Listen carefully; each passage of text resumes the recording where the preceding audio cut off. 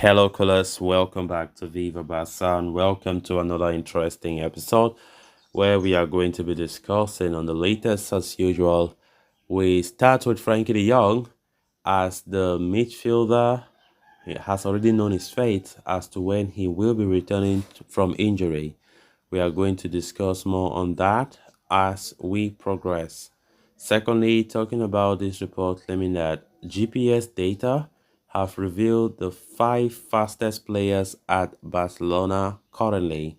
Who are they? We are also going to be discussing more on that report. So guys, as we get right into it in much detail, please do ensure to subscribe, turn on the post bell notification to always stay notified whenever I post a new video.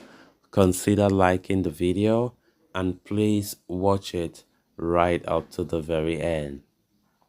Spanish publication Mundo Deportivo has reported that Barcelona midfielder Frankie de Jong's participation during the upcoming away game against Real Sociedad is very complicated. The Dutchman is largely expected to miss the La Liga tie, although there are possibilities that he might return during the Champions League encounter against Shakhtar Donetsk next week. Furthermore, there are also reports that another reason why Frankie de Jong's return is being delayed is because the player is about to become a father and he wants to be there when his girlfriend gives birth. Of course, it must be noted that Frankie has not played since picking an injury against Celta Vigo in that 3-2 comeback win in September, where he could only play 36 minutes. At this moment, he remains on the periphery of the first team training.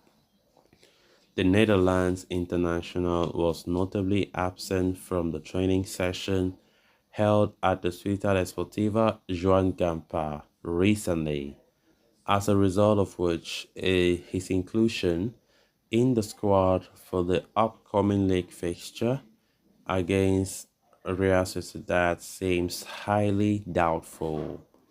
It appears that he is still grappling with discomfort stemming from that injury in his right ankle. As a result, his eagerly anticipated return may be postponed until the Champions League encounter with Shakhtar Donetsk scheduled for next Tuesday. So the question now remains, has Frankie de Jong been missed?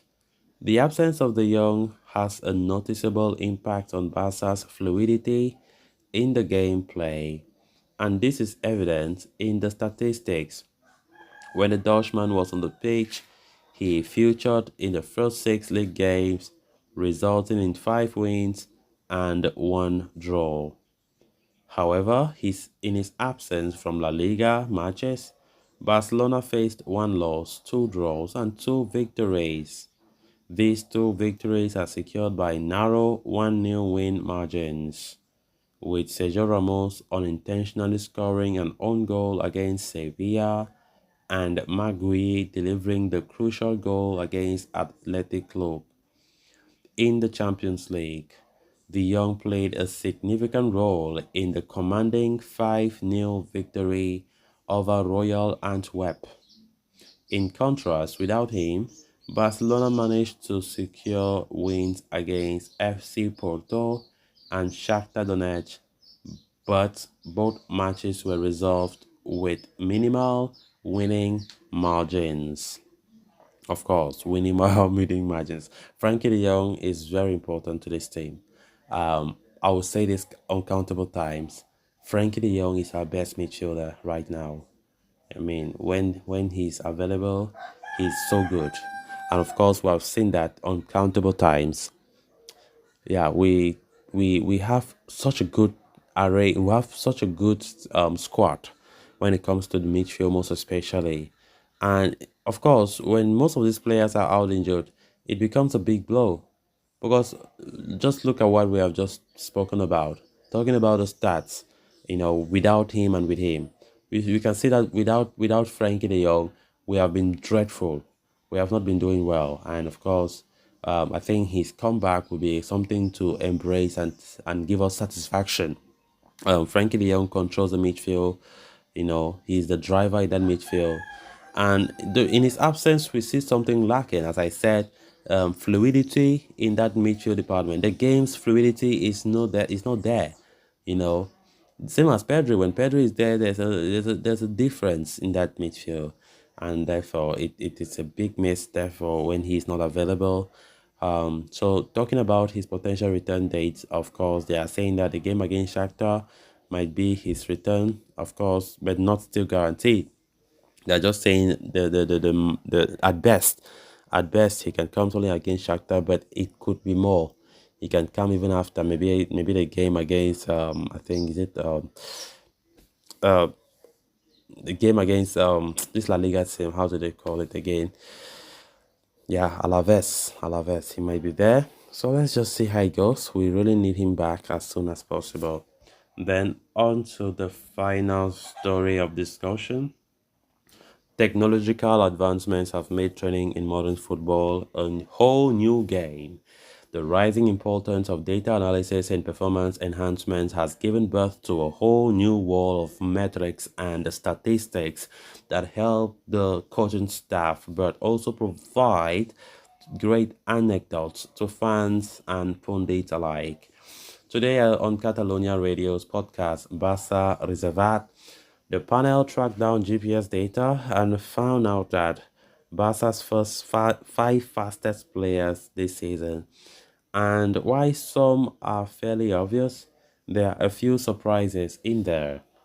The figure collected by the device included top speed, fatigue, heart rate, etc. etc. So let's talk. Balde leads the chart. Based on the eye test alone, it is no surprise that Alejandro Balde is the fastest player in the squad for the Catalans. The 20-year-old's remarkable rise has been thanks in no small part to the left back's incredible pace, which helps him wreak havoc on opposition defenses down the left flank and also recover very well defensively. Perhaps the biggest surprise came in second place with Ronald Araujo, clocking in the second fastest speed. We all know the Uruguayan is an immense athlete and powerful runner, but to be faster than Ferran Torres and Rafinha in spots 3 and 4 respectively is quite impressive. It was also discussed on the podcast that Rafinha was the player who has recorded the most sprints so far this campaign, and in the match against Sevilla before he went off injured, he made 20 sprints in the 37 minutes he played. At number 5 was another centre-back, Jules Kounde, which is also a surprise, even though we know he is relatively fast for a centre-back. So guys, with that, we have come to an end of this episode. Thanks a lot for watching. Until next time, bye-bye.